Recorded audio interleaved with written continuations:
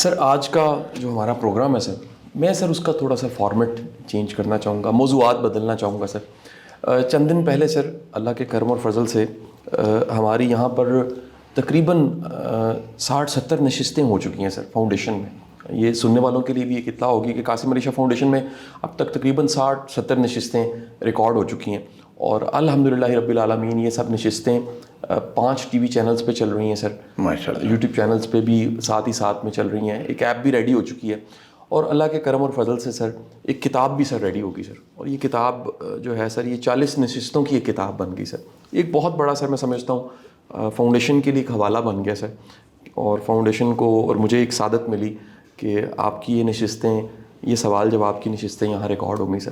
میں سر آج اسی حوالے سے ایک سوال آپ سے کرنا چاہوں گا سر کہ تاریخ میں بھی سر ہمیں ملتا ہے کہ کئی ایسے بزرگ ہیں سر جن کے ملفوظات یا جن کے جو کانٹینٹ ہے، ان کے جو حوالے ہیں، ان کی جو بات چیت ہے، وہ کسی نہ کسی واقعے کے ساتھ جڑ کے، وہ کوئی مرید ہو سکتا ہے، کوئی محبت کرنے والا ہو سکتا ہے، کوئی خلیفہ ہو سکتا ہے، کوئی ایسا معتقد ہو سکتا ہے، اور وہ ملفوظات اور چیزیں بعد میں چلتی رہیں سر۔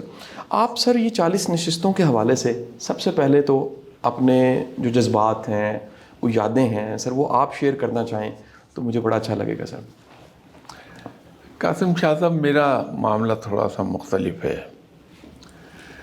آپ نے بزرگان دین کا حوالہ دیا کہ ان کے ملفوظات ان کے مریدین نے، ان کے عقیدت مندوں نے محفوظ کر لیے۔ پہلی اور بنیادی بات تو یہ ہے کہ میں اس زمرے میں فال ہی نہیں کرتا۔ وہ دینی لوگ تھے، اللہ کے نیک بندے تھے، صاحب علم تھے۔ تو جب کوئی صاحب علم کوئی بات کہتا ہے تو اس کے پیچھے بہت حکمت ہوتی ہے۔ اس کے برعکس میں تو ایک عام دنیا دار گنہگار شخص ہوں، جو اگر دیانتداری سے مجھ سے اپنے بارے میں میرے کمنٹ مانگیں تو میں بلا کسی خوف تردید کے یہ بات کہہ دوں گا کہ صاحب میں تو گناہوں میں لتھڑا ہوا انسان ہوں، علم میرے پاس ہے نہیں۔ یہ آپ جیسے بڑے لوگوں کا حسن ظن ہے، اعلیٰ ظرفی ہے کہ وہ میرے ساتھ یا مجھے اپنے ساتھ بیٹھنے کا موقع دے دیتے ہیں۔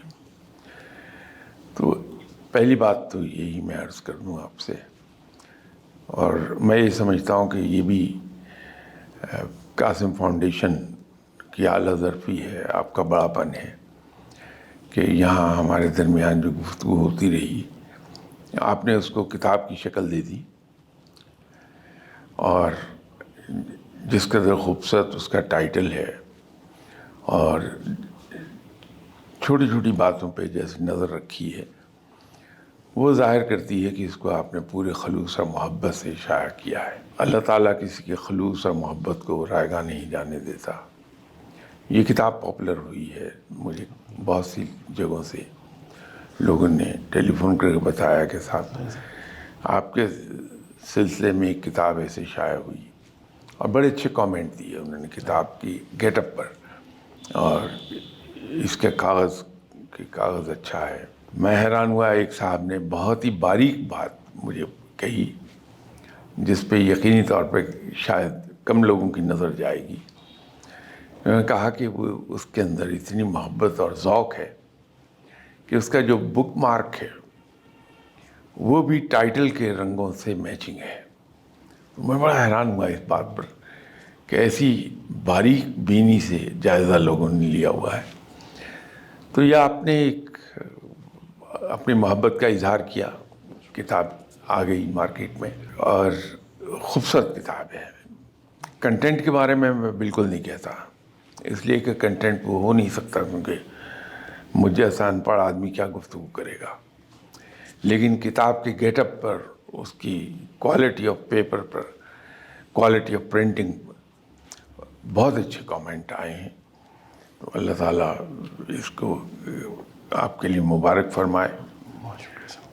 اچھا سر، میں یعنی آج کی کیونکہ کتاب کے حوالے سے بات ہو رہی ہے سر اس میں کیونکہ 40 نشستیں ہیں، اور سر ہر نشست میں 8-10 سوال ہیں سر، میں سر آپ چاہوں گا کہ آپ ان سوالوں کو تھوڑا ذرا کرٹیکل آنکھ سے دیکھیں سر.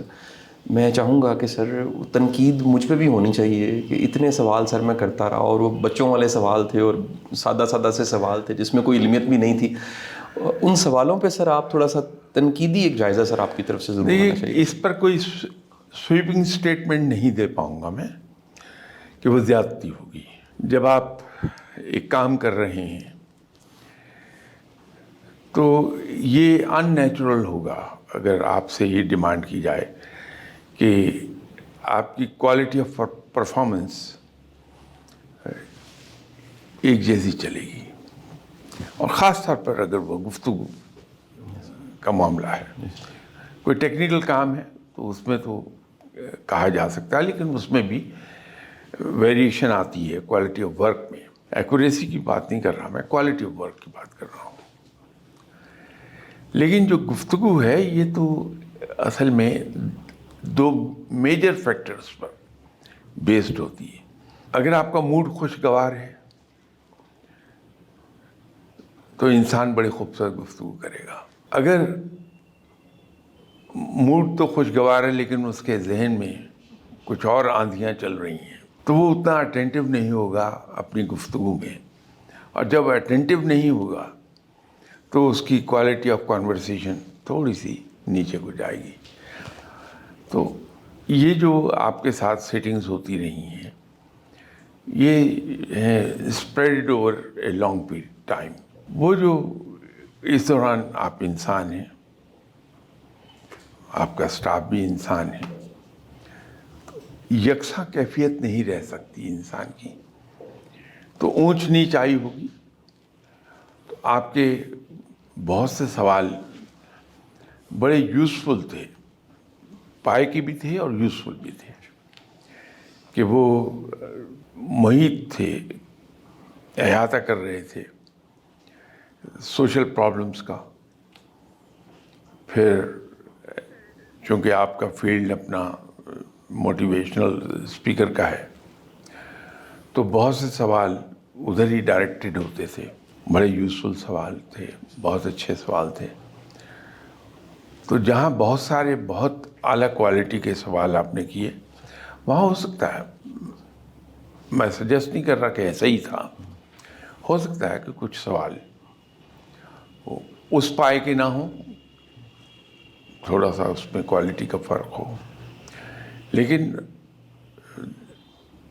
ہم یہ نہیں دیکھا کرتے جب کسی چیز کو ایویلیٹ کرتے ہیں، ہم ایک یا دو چیزوں کو پر ایویلیٹ نہیں کرتے، اس کو ایوریج کر لیتے ہیں ہم لوگ. آن ایوریج آپ کے سوالات بہت اعلیٰ پائے کے تھے، بڑے اچھے سوال تھے. اور در حقیقت ضرورت بھی اسی چیز کی ہے کہ آج جو مسائل جو درپیش ہیں، اگر ان پر جیسے آپ کیا کرتے ہیں سوال ہم کرتے رہیں تو اس میں بہت لوگوں کو گائیڈنس مل جائے گی، لوگوں کے لیے فائدہ مند ہو جائیں گے. شاہ صاحب آپ کی باقی کتابیں اور یہ کتاب، آپ اس میں کیا فرق دیکھتے ہیں سر؟ مطلب کیونکہ یہ ساری 40 نشستوں کی شکل میں ایک ہی شخص تھا جو سوال کرتا رہا سر، اور اکٹھی ہو گئیں، اور باقی کتابیں میں چاہوں گا سر آپ کی زبانی ہے، ہم فرق کو جو کہہ فقیر سلسلے کی کتابیں ہیں اس کے اندر 99% کویسچنز وہ ڈائریکٹڈ ہیں مذہب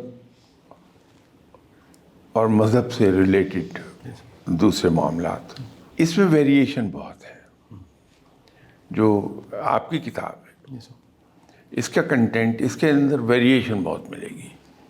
اس میں مینجمنٹ سے متعلق سوال بھی مل جائیں گے، دین سے متعلق بھی سوال مل جائیں گے، روحانیت سے متعلق مل جائیں گے، پرسنالٹی گرومنگ کے بارے میں سوال مل جائیں گے، کیریکٹر بلڈنگ کے بارے میں سوال مل جائیں گے، انٹرپرینورشپ سے ریلیٹڈ سوال بھی مل جائیں گے. یوں ایک یہ سوالوں کی پاٹ پوری تیار ہو گئی آپ کی جو آپ نے کیے ہیں. اس میں ورائٹی بہت ہے، اس میں تنوع بہت ہے.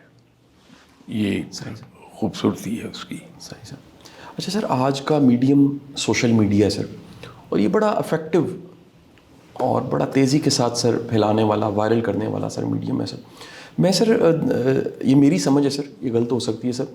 میں سر آپ کی جو میسج ہے یا آپ کا جو فیض ہے سر، میں تو فیض کہوں گا سر، ہم نے بہت کچھ سیکھا آپ سے، اس کے سر مختلف ادوار دیکھتا ہوں سر.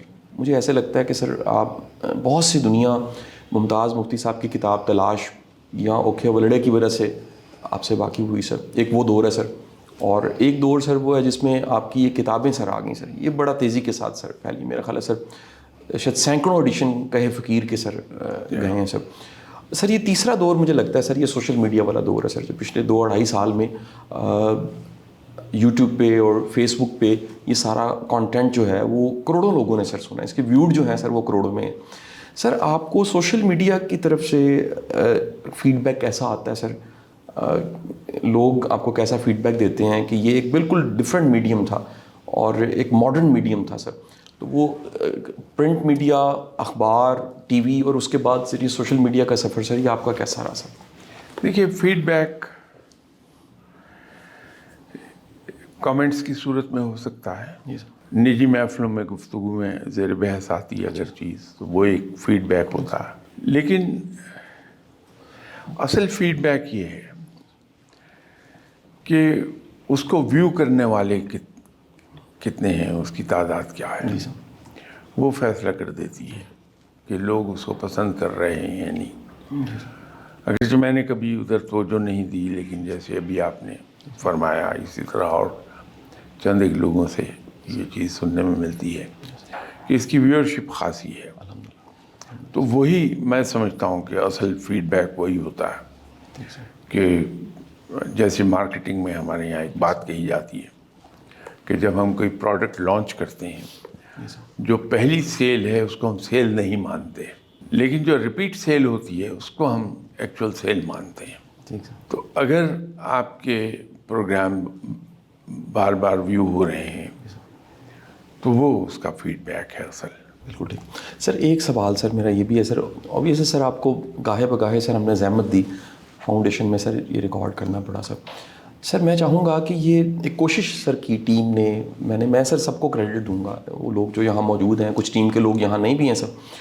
تو سر یہ آپ کو سر یہ کیسا لگا؟ یہ آرگنائز تھا، یہ آرگنائز نہیں تھا؟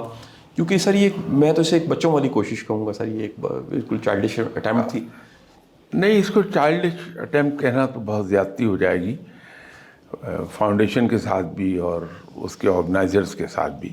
یہ فاؤنڈیشن ابھی کل کی بات ہے جب وجود میں آئی. اس کا افتتاحی اجلاس امبیسڈر ہوٹل میں ہوا تھا، اور ایک زمانے میں آپ تو اس کے اسپانسر تھے ہی تھے، لیکن اس کی روح رواں علی عباس صاحب بھی تھے، اور ان کی بڑی کوششیں تھیں. وہ اس وقت موجود نہیں ہیں، لیکن ان کی خدمات کو اکنالج ضرور کیا جانا چاہیے کہ انہوں نے بہت محنت کی تھی. تو جتنے کم عرصے میں یہ فاؤنڈیشن آرگنائز ہوئی اور گرو کر گئی، وہ واقعی حیران کن ہے. اس میں آپ کی آرگنائزیشنل سکیل، میں اکثر جو ایجوکیشنل انسٹیٹیوشن جو پروفیشن کو پروموٹ کرتے ہیں، وہاں جب بھی لیکچرز کے لیے گیا، وہاں اکثر بیشتر میں اس کو کوٹ کیا کرتا ہوں کہ قاسم علی شاہ فاؤنڈیشن میں ایک جو سسٹم انٹروڈیوس ہوا وہ بہت کمال کا ہے اور بڑا سکسیسفل ہو گیا کہ وہاں سیلریڈ لوگ کم ہیں، جتنے ورکر ہیں وہ پارٹنر ہیں، ان کو پروفٹ میں شیئر ملتا ہے. اور یہ اسکیم میں نے قاسم علی شاہ میں فاؤنڈیشن میں کامیاب ہوتی دیکھی ہے. یہ ایک اچھی تکنیک آپ نے، اور اسی کی وجہ سے آپ کی گروتھ حیران کن ہے، بہت تیزی سے آپ اوپر گئے. تو اللہ تعالیٰ آپ کو یہ ترقی مزید عطا فرمائے، اسی طرح گرو کرتا رہے اللہ آپ کو. آمین سر. اچھا سر، ہمارے ہاں عموماً میڈیا، ٹی وی اسٹیشنز، ان کا انفراسٹرکچر، ایمبینس سر وہ بڑا لو ہوتا ہے سر. میں بھی گاہے بگاہے جاتا رہتا ہوں سر، اور بڑا پرابلم ہوتا ہے سر کہ ہم کہیں جاتے ہیں اور وہ کیونکہ ٹی وی تو اسکرین دکھ رہی ہوتی ہے، ہم اس اسکرین سے اس ٹی وی اسٹیشن کا یہ جگہ کا اندازہ لگاتے ہیں سر. سر آپ کو کیا لگتا ہے سر یہ ہم نے کوشش کی سر ایک آرگنائزڈ ہر چیز کو صاف ستھرا ویل پلانڈ پرویکٹیو ایک اچھی پلاننگ کے ساتھ ایک کوآرڈینیشن کے ساتھ کرنے کی سر, اس پہ سر آپ کا کیا کومنٹ ہے سر؟ دیکھیے گروتھ میں بہت سارے فیکٹرز کام کر رہے ہوتے ہیں. کچھ فیکٹرز انٹینجیبل ہوتے ہیں اور اسے ہم ریئلائز نہیں کر پاتے, اس کو اگنور کر جاتے ہیں. ویسٹ میں آپ جاتے ہیں کبھی دیکھیے کہ وہ ون مین شو ہوگا, وہی چیف ایگزیکٹو ہیں, وہی صاحب اپنے پیون بھی خود ہی ہیں, وہی صاحب اپنے کلرک بھی ہیں. ایک آدمی ایک کمرے کا آفس, لیکن اس کو جتنی خوبصورتی سے ارینج کیا ہوا ہوتا ہے, جس قدر اس کی باریکیوں پر نظر ہوتی ہے, جو ڈیٹیل جس کو ہم کہتے ہیں کہ ڈیٹیل پہ نظر, اس کو سنوارا ہوتا ہے, اور جتنی صفائی مینٹین کی ہوتی ہے, وہ ایک آدمی والے آرگنائزیشن میں بھی آپ کو یہ مل جائے گی, اور لارج سائز آرگنائزیشن پہ یہ چیز مل جائے گی. لیکن ہم اپنے یہاں بہت کم توجہ دیتے ہیں. ہماری اپروچ یہ ہے کہ اس کی ضرورت نہیں ہے, اس پر پیسہ ضائع نہ کرو. اس کو ہم پیسہ ضائع کرنا سمجھتے ہیں, لیکن یہ چیزیں بہت اثر رکھتی ہیں. ایک آدمی جو آپ کے آفس میں انٹر ہوتا ہے, اس کو وہ ماحول دیکھ کے, چیزوں کو دیکھ کے اس کے اندر ایک خوشی کا احساس پیدا ہونا چاہیے, پلیزنٹ ہو جائے وہ بندہ. تو جب آپ کے پاس آ کے بیٹھتا ہے تو 25% آپ کا کام یہ چیزیں کر چکی ہوتی ہیں. وہ ہمیں احساس نہیں ہوتا کہ بندے کو اتنا چیئر اپ کر دیا ہوا ہوتا ہے ان چیزوں نے کہ وہ نیگیٹو بات کی طرف بہت کم آتا ہے. یہ چیزیں بڑا کنٹریبیوٹ کرتی ہیں اس میں. آپ نے اس چیز پہ مجھے خوشی ہوئی کہ بہت توجہ دی ہوئی ہے, اور آپ کی نظر چھوٹی چھوٹی ڈیٹیلز پر رہتی ہے. یہ بڑی خوشی کی بات ہے, اور آپ کی اس گروتھ میں شاید اس کا بھی ایک میجر رول ہے. سر اب سر میں تھوڑا سا موضوع سے سر چاہوں گا تھوڑا سا بدلوں سر. سر ایک سوال سر, یہ سر کسی نے سوشل میڈیا پہ پوچھا سر میرے سے, میں چاہ رہا تھا آپ کی سر میں خدمت میں پیش کروں. سر کیا جگہوں کے ساتھ بھی روحانیت کا تعلق ہوتا ہے؟ کچھ جگہیں ایسی ہوتی ہیں سر جہاں پر آپ کو اسپرچویلٹی فیل ہوتی ہے, یا سر اللہ کی زمین ہے ساری ایک جیسی ہے, اور اس میں کوئی جگہ جو ہے وہ نحوست والی نہیں ہو سکتی, کوئی جگہ جو ہے وہ اسپرچولی ہلکی پھلکی نہیں ہو سکتی, اور کوئی جگہ جو ہے وہ بھاری نہیں ہو سکتی. کیا سر اس پہ کوئی آپ؟ ہم مسلمان ہیں جی سر. ہمارے عقیدے کے مطابق یہ ساری جگہیں رب کی بنائی ہوئی ہیں, مبارک ہیں. سارے دن رب کے بنائے ہوئے ہیں, سبھی دن مبارک ہیں. یہ اور بات ہے کہ جمعۃ المبارک دنوں کا سردار ہے, اس لیے اس کو ایک خاص اہمیت حاصل ہے. رنگ سارے رب کے بنائے ہوئے ہیں, ہر رنگ کی اپنی ایک تاثیر ہے, اور وہ بے معنی نہیں ہے. بحیثیت مسلمان تو یہ ہمارا عقیدہ ہے. البتہ یہ جو ابھی اس سوال سے پہلے سوال کے جواب میں نے ایک عرض کی تھی کہ جب ہم کسی جگہ جاتے ہیں تو وہاں اس کی ڈیکوریشن میں جو کلر سکیم استعمال ہوئی بھی ہے, جو ایک اس میں آرڈر یا ڈس آرڈر جو بھی نظر آئے, وہ اصل میں ہماری طبیعت پر اثر انداز ہو رہا ہوتا ہے. اگر ایک جگہ ہم گئے ہیں, unnecessarily ڈارک کلرز استعمال ہوئے ہیں, بہت چیزیں ڈس آرگنائزڈ ہیں, بڑی ڈس آرڈرلی فارم میں پڑی ہیں, وہ ہمارے ذہن پر ایک بوجھ آ جائے گا. جیسے میں نے آپ سے ابھی عرض کیا تھا کہ جتنا پلیزنٹ گیٹ اپ ہوگا آفس کا, وہ آنے والے کو چیئر اپ کر دے گا, تو اس کی 25% نیگیٹیوٹی ویسے ہی ختم ہو جاتی ہے. آپ کے پاس آتا ہے تو آپ نے جو اسے بزنس کی بات کر کے کنونس کرنا ہے, 25% کام آپ کا ہو چکا پہلے ہی, وہ بڑا فرق پڑتا ہے. اسی طرح گھر کے رہنے والے لوگ یا آفس کے اندر بیٹھے ہوئے لوگ اگر ان کی اپروچ نگیٹو ہے، ان کی سوچ نگیٹو ہے، تو آنے والے آدمی پر وہ نگیٹیوٹی اثر انداز ہو جائے گی، تو ہم کہیں گے یہ جگہ بڑی بھاری تھی، میں گیا تو اصل میں وہ چیزیں کام کر رہی ہوتی ہیں۔ تو یہ باقاعدہ یہ ایک سائنس ہے، لوگ اس کا بینیفٹ لیتے ہیں۔ سر اس میں خوشبو کا رول بھی آ رہا تھا سر؟ خوشبو بہت رول پلے کرتی ہے، یہ آپ کو موڈ کو انہانس کرنے میں، صحیح اور آپ صلی اللہ علیہ وسلم کی پسندیدہ چیز تھی خوشبو۔ صحیح سر۔ تو جس بلڈنگ میں، جس آفس میں، جس کمرے میں آپ داخل ہوتے ہیں، وہاں بھینی بھینی خوشبو ہے، بولڈ نہیں، بھینی بھینی خوشبو، وہ کمال کا اثر رکھتی ہے انسان کی صحیح سر۔ موڈ پر، اس کے موڈ کو انہانس کر لیتی ہے۔ صحیح سر۔ اچھا سر، میرے علم میں آیا ایک صاحب تھے جو خوشبو کے علم کو جانتے تھے، انہوں نے بتایا کہ کچھ خوشبوؤں کے نام بتائے سر، انہوں نے کہا کہ اگر یہ آپ نے روم میں لگائی اور میٹنگ وہاں کر رہے ہیں تو ڈیل ڈن ہو جائے گی سر۔ کیا سر اس حد تک خوشبو اثر انداز ہوتی ہے سر؟ ایٹ لیسٹ میرے علم میں نہیں ہے، میں یہ نہیں کہہ رہا کہ نہیں ہے، میری علم میں نہیں ہے۔ تو یہ ضروری نہیں کہ جو چیز انسان کے علم میں نہ ہو اس کا وجود نہ ہو، ٹھیک سر۔ ایسا نہیں، لیکن میں نے کبھی اس پہ سوچا نہیں، نہ اس پہ کبھی اسٹڈی کی، صحیح سر۔ میرے علم میں نہیں۔ لیکن یہ مجھے معلوم ہے کہ خوشبوئیں بہت اثر رکھتی ہیں، لیکن اس کے اندر ایک مسئلہ ہے، جیسے وہ علاقے جہاں ہیومیڈیٹی زیادہ ہوتی ہے، بلکہ یوں کہیے جہاں کا ویدر ہاٹ اینڈ ہیومڈ ہے، ٹھیک سر۔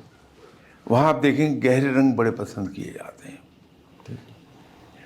جہاں ڈرائی اینڈ ہاٹ ویدر ہے وہاں لائٹ کلرز بڑے پسند کیے جاتے ہیں۔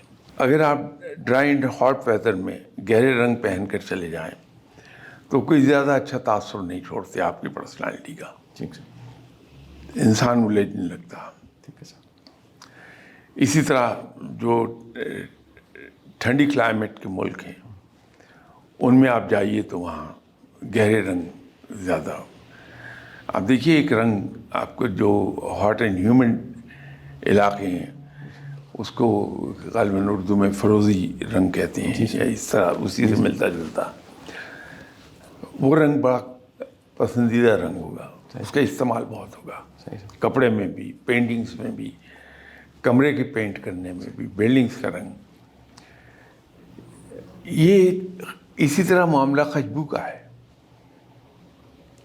کہ کچھ خوشبو جو ہیں وہ ایک خاص علاقے میں بڑی پسندیدہ ہوتی ہیں، وہ وہاں کے لوگوں کے ذوق کی بات نہیں ہے، وہ اس کلائمیٹ کی بات ہے جس میں وہ رہ رہے ہیں، اسی سے چیزیں ڈیولپ ہوتی ہیں، جیسے ہماری خوراک ہے، اس کا تعلق بھی ریجن سے ہے، جس ریجن میں ہم رہ رہے ہیں۔ آپ فار ایسٹ میں چلے جائیے اور بنگلہ دیش میں چلے جائیے، یہاں مین سٹیپل رائس ہے۔ آپ سینٹرل انڈیا میں، نارتھ انڈیا میں، پاکستان میں، پنجاب میں آ جائیے، یہاں کا مین سٹیپل ہمارا گندم ہے۔ جیسے خوراک، اب ہم یہ نہیں کہہ سکتے فلاں آدمی اچھی چیزیں نہیں کھاتا، فلاں ریجن میں لوگ اچھی، وہ ان کی اپنی ایک صدیوں پر محیط جو انوائرمنٹ تھا ان کا، اس نے ڈکٹیٹ کرایا ہے انہیں، اور ان کی خوراک، ان کا ٹیسٹ، یہ سب چینج اسی کے مطابق ہو گیا ہوا ہے۔ اب وہ اس علاقے میں وہ بہت اچھا ہے، لیکن ہو سکتا ہے ہمارے یہاں پسندیدہ نہ ہو۔ ہمارے اوپر ایک اعتراض ہے، ہم دال روٹی کھاتے ہیں یا دوسرا سالن استعمال کرتے ہیں، تو انگریز آپ سے یہ کہے گا کہ آپ سمجھ میں نہیں آتی آپ 2 گرین ایک وقت میں کیوں کھاتے ہیں، ٹھیک سر۔ لیکن ہمارا وہ بہت اہم ہے۔ یہی معاملہ خوشبو کا ہے۔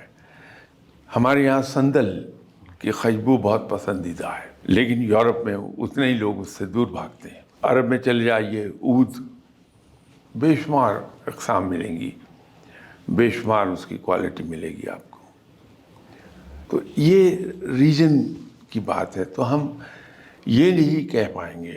میں اگر صندل کی خوشبو لگا کے یورپ میں چل جاؤں گا, کہے گا مجھے کوئی کچھ نہیں, لیکن ناکوں چڑھائیں گے. یو کین کلیئرلی سے کہ پسند نہیں آ رہا ہے اس کو, لیکن ہمارے یہاں بہت پسندیدہ ہے. یہ یہاں تک تو میں جانتا ہوں, لیکن یہ میں نہیں جانتا تھا.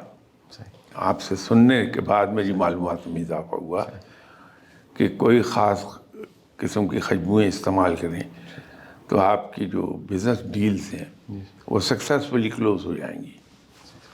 اچھا سر, کیا ایک انوائرمنٹ, ماحول, جگہ, ایمبینس, خوشبو, روشنی, رنگ, اس سے علاج ممکن ہے سر؟ کوئی بیمار صحت یاب ہونے لگ پڑے سر؟ رنگوں کا علاج کا تو مجھے آئیڈیا ہے, اور انڈین سب کانٹیننٹ میں یہ علاج کئی ہزار سال پرانا ہے,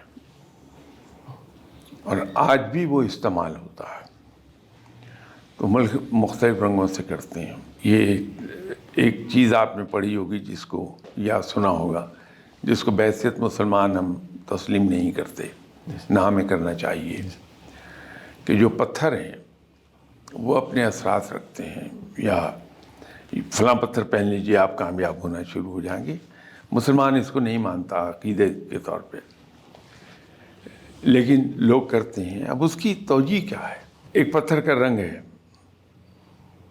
اب آپ کی باڈی کے اندر اگر باڈی کیمسٹری میں کہیں ڈیفیشنسی کوئی آ گئی ہے, تو وہ جو رنگوں سے علاج کرتے ہیں, یہ پتھر اس میں رول پلے کر لیتا ہے, کہ وہ جو رنگ آپ کی باڈی کیمسٹری کے اندر جو ڈس آرڈر چھوٹا موٹا آیا ہے, اس کو رنگ کے ذریعے کرے گا کہ وہ آپ نے انگوٹھی کا نگ پہنا ہوا ہے, آپ کی سکن کے ساتھ مس کر رہا ہے. تو یہ ہم سب کو معلوم ہے کہ سورج کی روشنی 7 رنگوں پر محیط ہے. تو وہ جو پتھر ہم نے پہنا ہے وہ ایک رنگ کو ایبزارب کر جائے گا, باقی کو ریفلیکٹ کر دے گا. تو وہ جو رنگ ایبزارب کر رہا ہے اس کی زیادتی ہماری باڈی میں ہونے لگے گی, اور اس سے ہماری باڈی کیمسٹری کی وہ ڈیفیشنسی پوری ہو جائے گی. یہ طریقہ علاج بہت پرانا ہے یہاں اس انڈین سب کانٹیننٹ ریجن میں. سر, ہمیں ماضی میں ایسے کئی بزرگان دین ملتے ہیں جو جنگل چلے گئے, پہاڑوں پہ چلے گئے, نیچر فطرت کے قریب چلے گئے. سر, کچھ ایسے بزرگ ہیں جو دریا کے کنارے بیٹھے, انہوں نے پوری زندگی دریا کے کنارے پہ گزار دی. سر, کچھ ایسے تھے سر جو کسی پہاڑی مقام پہ چلے گئے. سر, کیا فطرت کا روحانیت کے ساتھ کوئی تعلق ہے سر؟ اور کیا سر اس طرح جنگل بیابان میں جانے سے اللہ مل جاتا ہے سر؟ یہ 2 مختلف سوال آپ نے ایک ہی وقت میں پوچھ لیے. یہ دونوں علیحدہ علیحدہ سوال ہیں. یہ جو بہت سے بزرگان دین کو ہم سنتے ہیں جنگل میں چلے گئے, انہوں نے 40 سال وہیں چلے کاٹے, دریا کے کنارے بیٹھ گئے, کسی پہاڑ کی چوٹی پر غار میں جا کے ڈیرے جما لیے. یہ میں پھر کہوں گا جیسے ہمیشہ میں کہتا ہوں کہ یہ ہندوازم میں ہے, یہ اسلام میں ترک دنیا نام کی کوئی چیز نہیں ہے. لیکن کسی ضرورت کے تحت اگر وہ چلا جائے کہیں تو وہ اور بات ہے. ان لوگوں کو سکون کی تلاش ہوتی ہے, سناٹے کی ویرانی چاہیے کہ ڈسٹریکٹ نہ کرے کوئی چیز انہیں. جب ہم دنیا میں رہ رہے ہوتے ہیں تو بہت سی ڈسٹریکشنز آتی ہیں ہمیں, وہ ڈسٹریکشنز ہماری کنسنٹریشن کو تباہ کر دیتی ہیں. یہ لوگ ہیں جو یہ چاہتے ہیں کہ ہمیں پوری یکسوئی حاصل ہو جائے, تو وہ چلے گئے اور جا کے دریا کے کنارے بیٹھ گئے, کیونکہ وہاں آبادی نہیں ہوگی, ویرانہ ہوگا. پہاڑ کی چوٹی پر غار میں ڈیرے لگا لیے, وہاں بھی ویرانہ ملے گا, خاموشی ملے گی, سو آن سو فورتھ. یہ اصل میں یکسوئی کی تلاش ہوتی ہے کہ عبادت میں یکسوئی آ جائے اور بغیر ڈسٹرب ہوئے سلسلہ ان کی عبادات کا جاری رہے. یہ ایک پہلو ہے. لیکن اسلام میں ترک دنیا کا کوئی کانسیپٹ نہیں ہے. تو ہم اسلام میں اس کو یہ کہیں گے کہ یہ پسندیدہ فعل نہیں ہے، کیونکہ اسلام میں تو اس کو اس طرح دیکھا جائے گا کہ جب ہم دنیا چھوڑ کر یا ترک دنیا کر کے دنیا سے کٹ کے چلے جاتے ہیں تو وہ فرائض جو اللہ نے ہم پر جو اوبلیگیشنز ہیں ہمارے، جو ہم نے ڈسچارج کرنے ہیں، بحیثیت بیٹے کے میرے کچھ ذمہ داریاں ہیں، بحیثیت باپ کی میری ذمہ داریاں ہیں، بحیثیت ہسبینڈ کی میری ذمہ داریاں ہیں، اس طرح اور چلتے جائیے۔ اب میں جب ترک دنیا کرتا ہوں تو ان فرائض میں فیل ہو رہا ہوں، اس کا جواب کون دے گا؟ تو اسلام میں اس کا کوئی کانسیپٹ نہیں ہے۔ وہ جو سوال آپ نے پوچھا کہ کیا ترک دنیا کرنے سے رب مل جائے گا، قاسم صاحب، رب ملتا ہے قرآن پر عمل کرنے سے۔ قرآن پر عمل کرنے کا آسان ترین راستہ سنت کی پیروی ہے، اس لیے کہ آپ صلی اللہ علیہ وسلم کی حیات طیبہ قرآن کا عملی نمونہ ہے۔ تو آپ سنت پہ اپنے ہر زندگی کے معاملے میں سنت کو فالو کر لیجئے، آپ عین قرآنی احکامات پہ عمل کر رہے ہوں گے۔ اور جب ہم قرآنی احکامات پر پوری دل جمعی سے عمل کر رہے ہیں تو رب راضی ہوتا ہے، رب راضی ہوگا تو ہمیں دوست بنا لے گا۔ تو رب تو ملے گا اس طریقے سے کہ ہم قرآن اور سنت کی پیروی کر لیں، صحابہ کرام کی فٹ پرنٹس کو فالو کر لیں تو رب مل جائے گا۔ ایک سوال سر میرا یہ بھی ہے سر کہ اللہ کے جو مقبول بندے ہیں سر، زندگی میں ان کی کیا نشانی ہے سر؟ پردہ فرما جائیں تو پھر کیا نشانی ہے کہ یہ صاحب، یہ شخص اللہ کا مقبول بندہ تھا سر؟ دیکھیے، اس کے لیے تو مختلف لوگوں نے مختلف معیار بتائے ہیں۔ جناب حضرت بھائی عزیز بستانی رحمۃ اللہ علیہ، آپ کا فرمان ہے کہ جو ایک بھی سنت ترک کرتا ہے وہ تصوف کی خوشبو بھی نہیں سونگھ سکتا۔ عجیب چیز ہے کہ سب نے زور سنت پر دیا ہے کہ سنت پر عمل کیا جائے، جو ابھی میں عرض کر رہا تھا، اور اس کے زور دینے کی وجہ جو میری سمجھ میں آئی وہ میں نے تھوڑی دیر پہلے آپ کو عرض کی۔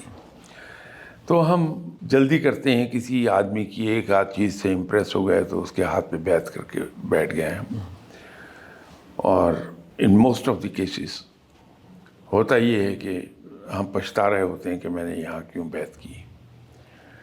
تو بہتر یہ ہے کہ آپ اگر کسی آدمی سے امپریس ہوتے ہیں اور آپ سوچتے ہیں کہ میں یہاں بیعت کروں گا تو وہاں کچھ عرصہ جاتے رہیے بغیر بتائے، بغیر اپنا احساس دلائے، اور خاموشی سے واچ کیجیے۔